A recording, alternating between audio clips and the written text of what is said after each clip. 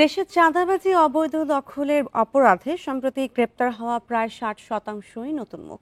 এক মাসে গ্রেপ্তার ৬৫০-র মধ্যে অর্ধেকের বেশি রাজনৈতিক কর্মী।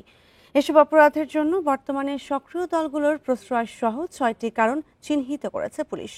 গণঅভ্যুত্থানের পরও চাঁদাবাজি ও দখলদারিত্বের সংস্কৃতি বন্ধ না হওয়ায় উদ্বেগ বিশ্লেষকদের।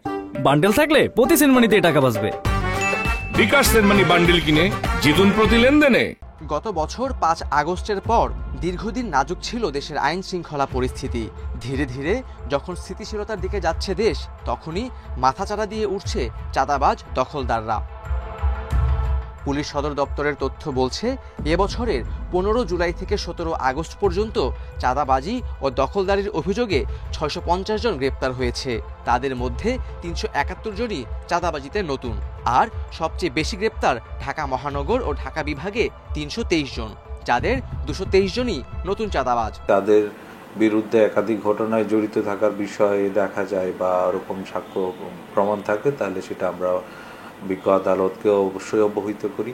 এবং এখানে রাজনৈতিক সংশ্লিষ্টতা বা অন্য যে কোনো ধরনের অপরাধ সংশ্লিষ্টতা থাকলে সেটা আমাদের তদন্তে যথাযথভাবে প্রতিফলিত হয়। পুলিশ সদর দপ্তরের তথ্য বলছে, আওয়ামী লীগের পতনের পর পুরনো অপরাধ সিন্ডিকেট দুর্বল হওয়ায় সে জায়গা নিয়েছেন এখন রাজনীতির কেন্দ্রে থাকা দলগুলোর অনেক সদস্য। আর তাদের চাঁদাবাজি ও দখলের প্রধান ক্ষেত্রগুলো হচ্ছে পরিবহন, বাজার, আবাসন, শ্রমিক সংগঠন।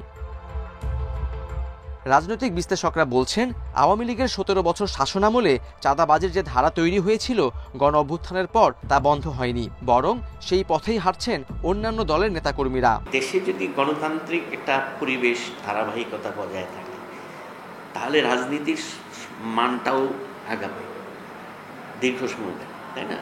আপনি ১৭ বছর ধরে একটা বিরোধী দলকে দাঁড়াইতেই দিলেন না, তাহলে তো এটা হবে। আজকে যে অবস্থা, সেই অবস্থার দায় তো বিগত সরকারের উপরেই যায়।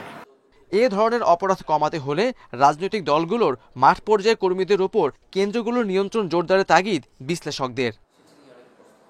Khaled Raihan, independent news, Dhaka.